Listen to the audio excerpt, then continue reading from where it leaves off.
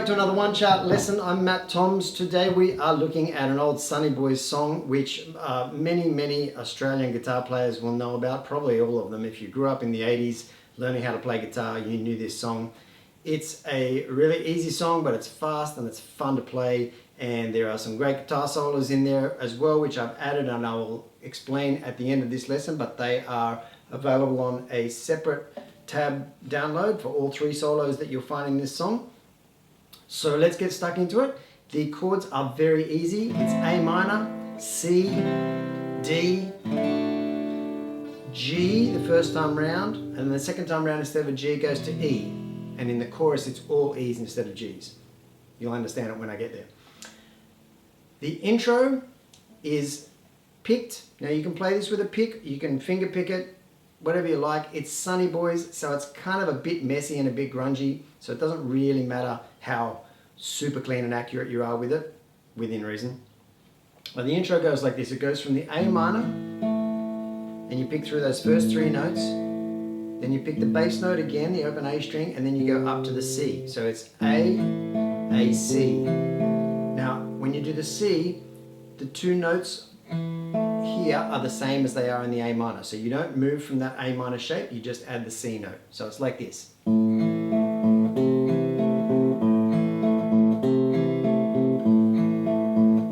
Then you go D for 2 bars.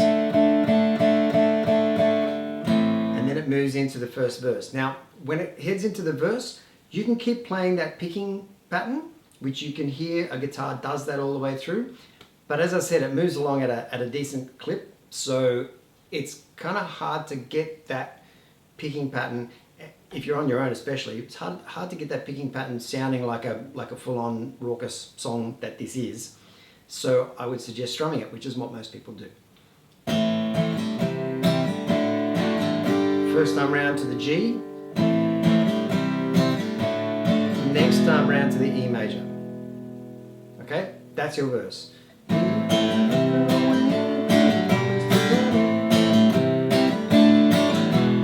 it again.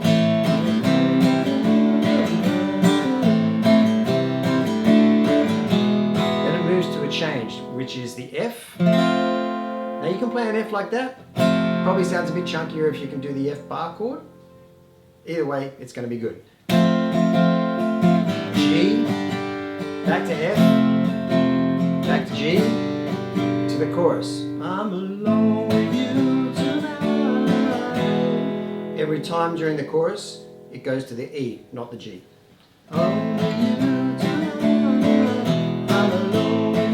In your chorus, you'll see on your chart that first little section, A minor, C, D, E, is repeated. Then the next time you go to A minor, C, D, stay on the D, that's Floyd, do another bar of D, and then go to the E for 2 bars. At the end of that first chorus on your chart, you'll see a DS, which means del segno, which means go back to the segno, and the segno is that little symbol like a $sign at the beginning of the verse. Run through another verse exactly the same way, followed by another chorus exactly the same way. Then it goes to the solo. The solo changes chords. We're just going to do the chords now, and we'll kick up the solos at the end of this lesson. Or you can skip to it using the chapter markers below. Head to D minor for the solo. 2 bars. E major. Back to D minor.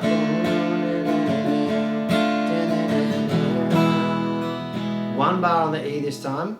Then to the F sharp, which is an E-shaped chord on your 2nd fret. Go to a B minor, then to a G sharp major, which is an E shape on your 4th fret.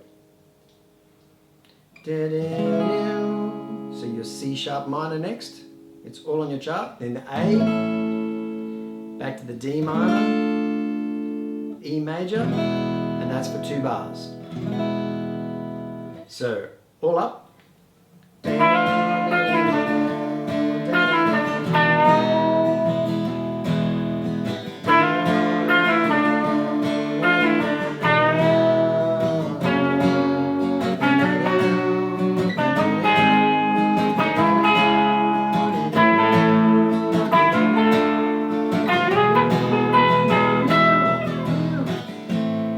into another verse. He likes the solo section. Into another verse. Now, so they're quite interesting chords that move through that solo section, and it makes the solo sound even more interesting as well. So after that first solo, we're into another verse, played exactly the same way, followed by the bridge that leads you into the chorus, and then again the chorus is played exactly the same way. Then we are into the next solo, which is kind of the same as the first solo, but it's played an octave up. So the first one's down there, second one is up here. Okay? It's D, E, 2 bars. Do it again, D minor for 2 bars. I'm alone with you tonight. It kind of calms down a little bit, and we go through that chorus, which takes you into the last solo. That chorus section, you end up repeating that. You see the last line of your chart, you end up repeating that 2-bar pattern 24 times. Now it's hard to count all that, so you know it's very difficult to count up to 24 bars, but you basically play it for the rest of the song, and the last solo goes over that chord progression.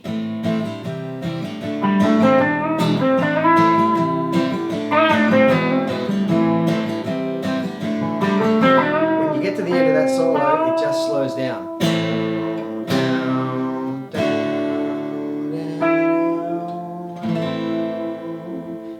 On those last chords, which is basically the A minor C, 1 bar of D followed by the A minor, and during that time it's slowing down. That's all there is to the song. As far as strumming patterns go, if you're strumming this out rather than picking it out, it's kind of like that. Down, down, up, down, down, up, down, down, up, down, down, up. Now, if you are just 1, 2, 3, 4, 1, 2, 3, 4, and 1, 2, and 3, 4, and 1, 2, and 3, 4, that's the rhythm. It's not terribly hard. It doesn't matter whether you stick to that rhythm all the way through, as long as you stick to the timing and the tempo and you get your chord changes right, it's going to sound great. Like I said, it's the Sunnyboys, so they are not a jazz fusion band. You don't have to be particularly articulate with your chord voicings and stuff like that. Play it, make it sound good, give it a little bit of attitude, and the song will sound great. Now let's move on to the solos. I'm going to change guitar so we can actually get a little bit of a guitar solo distorted sound, and we're going to step you through the first solo, the second solo, and the outro solo. Okay, so here's how to do the first solo, which starts on the D minor chord. So if you actually picture a D minor bar chord, this note on the B string, 6th fret, which is an F, that's your starting point for this solo. Sometimes I find it really useful to base my starting point of a solo around the chord that's happening at that time. It's a little bit like, you know, chord tone soloing in jazz, but it's you know, much more simple than that. You see where the chord is, chances are your starting point's going to be within that chord somewhere. So here's our note on the D minor that we start on. We hammer up to it from the 5th fret, but that note on the 6th fret is the beat that we start on. So it's hammer on, pull off back down to the 5, and come over to the 7 on the G string. So the first 2 notes are with your 1st and 2nd fingers, and your G string note is the 3rd finger. That makes it easy as possible. So do it again. This time you do hit that note again, and you bend it up really slowly, and you want to work on this so you get that bend right to the right note. You're bending it up to the note on the 9th fret. Okay? Doesn't necessarily need vibrato or anything like that, just bend it slowly up to that. You actually spend 2 bars getting it up to that note. So 1, 2, 3, 4, 1, 2, 3, 4. Come back down, do it again.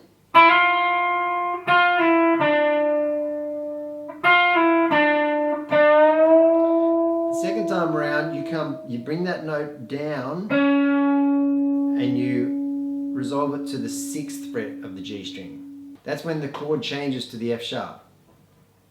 So the 6 on the G string, slide it up to the 7, play the 7 on the B string,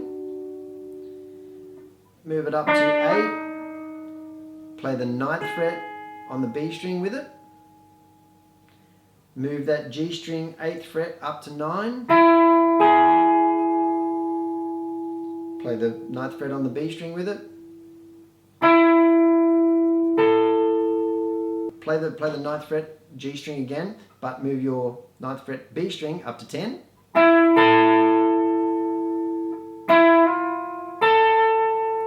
Bring that G string note up to 10 as well, play them both together, or one after the other. Then the last thing you do is you slide that 10 on the G string up to 13, then you play the 12th fret B string. So when you slide up with your 3rd finger, because if you use these fingers on the way up, if you use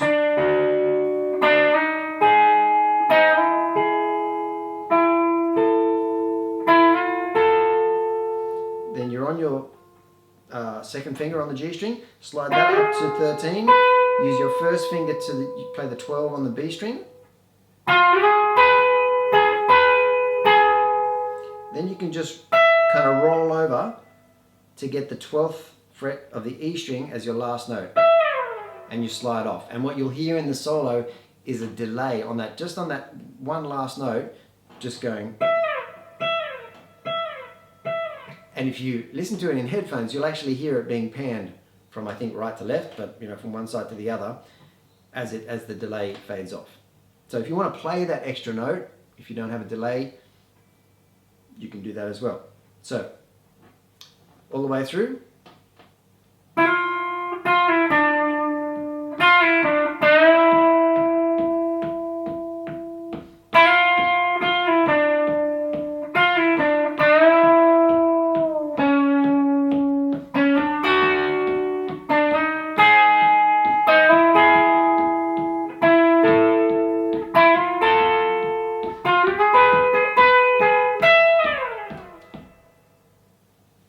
That's the first solo. Moving on to the second solo, it starts off almost exactly the same way but an octave higher. So we're up here on the E string, 12th fret, hammering onto the 13. Instead of this, it's... And you do that same thing, you come back down to the B string, 15th fret. Second time round. Bend that note up, and you're bending it up to the note on the 17th fret. Do it again. This time, the second time around, you hammer from 15 to 17. Do the opposite, come 17 down to 15, pull off. And then you go 15 down to 13. 13 down to 12, and you don't have to slide 13 to 12, you can just pick it down and play the 12th fret one more time. So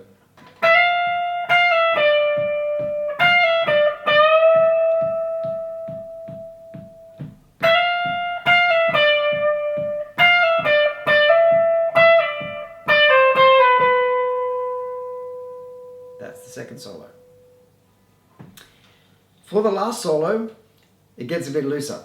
We start off, now, as we said before, it's 24 times through that cycle. So what you're going to need to do is kind of listen to this solo a little bit. And as a little tip, it's always helpful to listen to a solo before you learn it enough times so that you can hear it in your head. So as you're learning it, if you hit a wrong note, your head or your brain or your ear will tell you that you've made a mistake and you can correct for it. And you will learn that solo much more quickly that way. So listen to it. Some people it'll take, once or twice. Other people, they'll need to listen to it, 5, 6, 7 times. And trust me, it's really, really helpful. It feels like you're, wasting time before you actually get your fingers on the strings, but it's very, very helpful. So that's your first thing.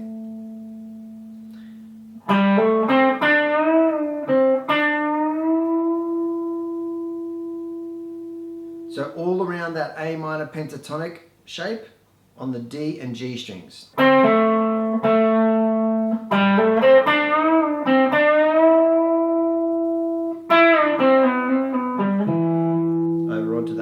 string, 7th fret.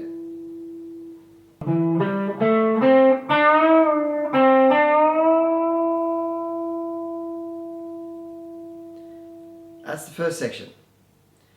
Then we move up to the note that you've just bent to. You move up to that G string 9th fret. And then come up to the 12th fret, G string, and start bending it really slowly. This is kind of one of the signature riffs in this solo section. We go 9, 9, 12, bending that 12 slowly, kind of fall over onto the 10th fret B string, and then come down to 9. So it sounds like this.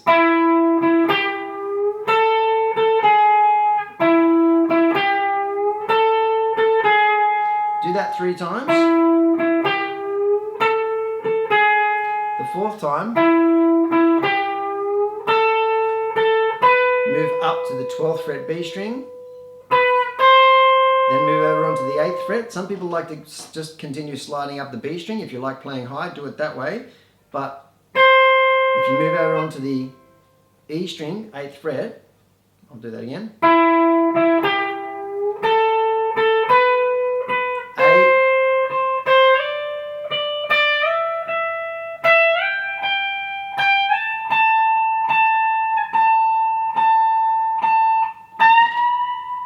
Bend that 17 up, a full bend, then you bring it down,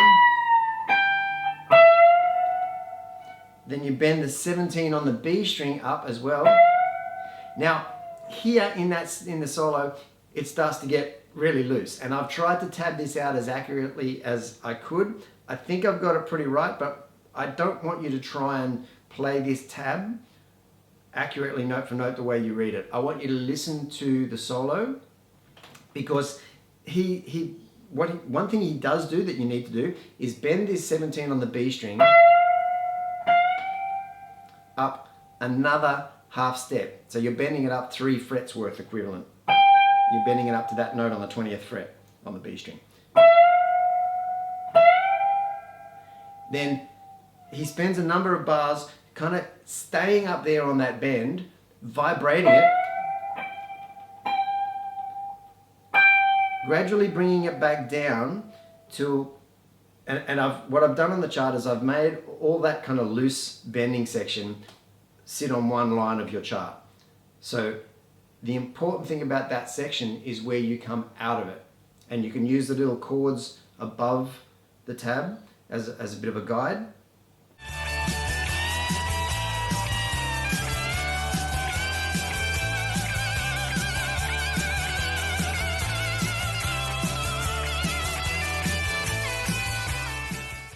When it comes out of that crazy bending section, you go 17 down to 15, play the 15 again, then you slide that down to 12 and play it again, slide down to 10 and play it again, then slide it way down to 5, play it again, then grab the 7 on the G string, bend it up really slowly and hold it. You want to actually bend it up rather than down towards the floor, because the next note you play is the 5 on the E string.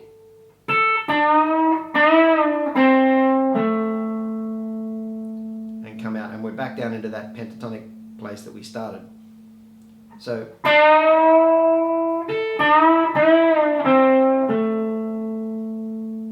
and then the last bit goes and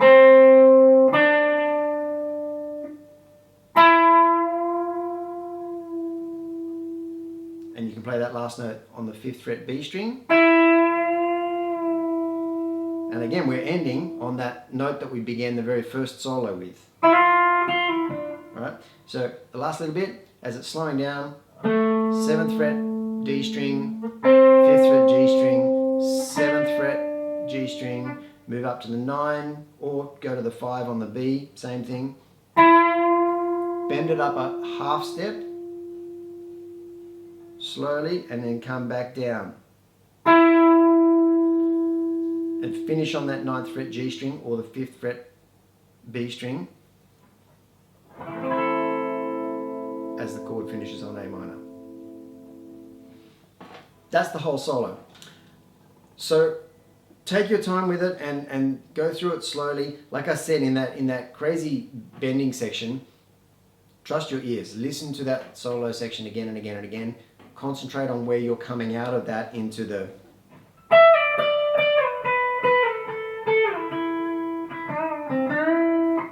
and get the timing right of that, your exit point from all those bends, and it will sound good. And it's loose, so don't get too hung up on playing it exactly perfectly. Make it sound good. Thanks for watching. I hope you've enjoyed that. It's a great song. I remember playing it, learning how to play it when I was a beginner guitar player or in my first band, as a lot of people here in Australia did, and probably around the world as well. But Sunnyboys just made a classic song there which will live forever. And I hope you've enjoyed learning how to play it, and shoot me any messages or any comments if you've got any questions, or if you just like this video and want to let me know. I'd really appreciate it. Thanks a lot. Please subscribe and stay tuned, because we'll put up another lesson very, very soon. Bye.